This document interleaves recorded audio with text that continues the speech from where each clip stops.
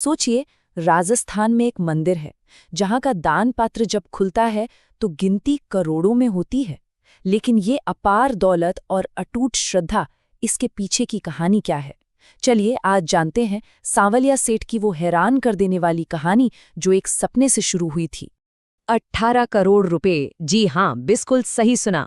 यकीन करना थोड़ा मुश्किल हो सकता है, लेकिन ये सच है। जब सांवलिया सेठ मंदिर का दान पात्र खोला गया ना, तो सिर्फ 1 महीने के चढ़ावे में से पूरे 18 करोड़ रुपए कैश निकले। लेकिन बात यहीं खत्म नहीं होती। ये तो सिर्फ कैश था। जरा सोचिए इस खजाने में और क्या क्या था।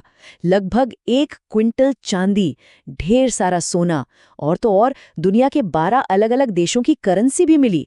और इसके अलावा 4 करोड़ से भी ज्यादा का डोनेशन तो ऑनलाइन आया था। तो सवाल यही उठता है कि आखिर राजस्थान के चित्तौड़गढ़ में बसे इस मंदिर पर इतनी धन दौलत और आस्था की बारिश होती क्यों है? भाई, इसके पीछे की वजह क्या है? इसका जवाब ना हमें करीब करीब 200 साल पीछे ले जाता है, एक ऐसी कहानी पर जिसकी शुरुआत हुई थी एक सपने से। तो चलिए कहानी की शुरुआत करते हैं। बात है 19वीं सदी की। एक बिल्कुल साधारण सा ग्वाला था, जिसे शायद खुद भी अंदाजा नहीं था कि उसका एक सपना इतिहास लिखने वाला है। वो साल था 1840, राजस्थान का भगुंड गांव, और वहां रहने वाले एक ग्वाले जिनका नाम था भोला राम गुजर। एक रात उन्हें एक सपना आया, और ये कोई मामूली सपना नहीं था। ये एक ऐसा सपना था जो सिर्फ उनकी जिंदगी नहीं बल्कि पूरे इलाके की तकदीर बदलने वाला था। भोला राम ने अपने सपने में क्या देखा? उन्होंने देखा कि पास के ही छापर गांव में जमीन के बहुत नीचे भगवान कृष्ण की 3 बहुत ही सुंदर दिव्य मूर्तियां दबी हुई हैं, पूरी तरह से दुनिया की नजरों से ओझल। अब सोचिए, भोला राम ने जब ये सपना गांव वालों को बताया होगा तो क्या हुआ होगा? जाहिर है, पहले तो किसी को यकीन नहीं आया। मतलब एक सपने के आधार पर कोई जमीन कैसे खोद सकता है? लेकिन भोला राम की बात में कुछ तो था। उनकी आस्था इतनी मजबूत थी कि गांव वाले भी खुदाई के लिए तैयार हो गए।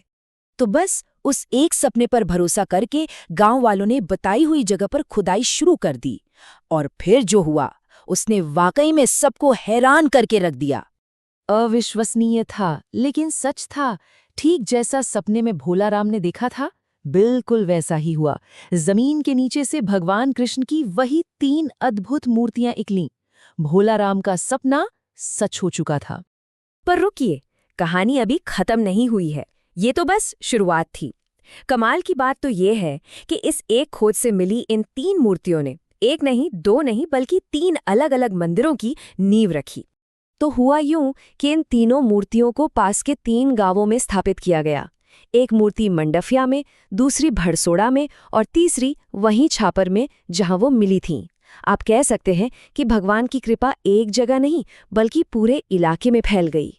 और इन तीनों मंदिरों में से जो मंदिर मंडफिया में बनाया गया वो सबसे ज्यादा प्रसिद्ध और प्रमुख बन गया।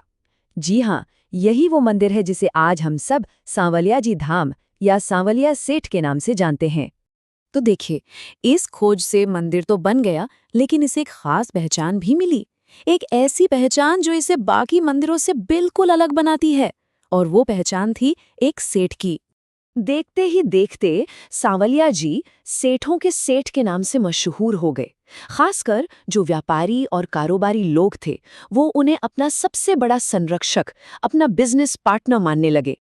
लोगों के मन में ये विश्वास घर कर गया कि अगर कोई भी नया बिजनेस या काम शुरू करना है तो पहले सांवलिया सेठ का आशीर्वाद लेना जरूरी है। मान्यता है कि ऐसा करने से व्यापार में तरक्की होती है और घर में सुख समृद्धि आती है। और यही सदियों पुरानी आस्था है जिसका नतीजा आज हम सबके सामने है। मंदिर में आने वाला ये अपार चढ़ावा, ये धन दौलत, सब उसी अटूट विश्वास का प्रतीक है। यही वजह है कि ये मंदिर आज भारत के सबसे अमीर मंदिरों में गिना जाता है। आज की तारीख में भक्त अपनी श्रद्धा हर रूप में दिखाते हैं। दान पात्र में करोड़ों रुपए तो आते ही हैं, साथ ही ऑनलाइन डोनेशन भी खूब आता है। और तो और किलो के हिसाब से सोना चांदी भी चढ़ाया जाता है। ये सब कुछ और नहीं बल्कि लोगों की अटूट आस्था का ही सबूत है। तो जरा सोचिए, कहाँ एक ग्वाले का सपना और जमीन में दबी मूर्तियां, और कहाँ आज का ये भव्य सफेद संगमरमर का मंदिर। ये मंदिर सिर्फ ईंट पत्थर की इमारत नहीं, बल्कि आस्था और राजस्थानी आर्किटेक्चर का एक बेजोड़ नमूना है। भोलाराम गुर्जर के एक सपने से शुरू होकर आज करोड़ों की आस्था का केंद्र बनने तक का ये सफर वाकई हमें सोचने पर मजबूर करता है। ये कहानी इस बात का सबूत है कि विश्वास और आस्था में कितनी जबरदस्त ताकत हो सकती है ना?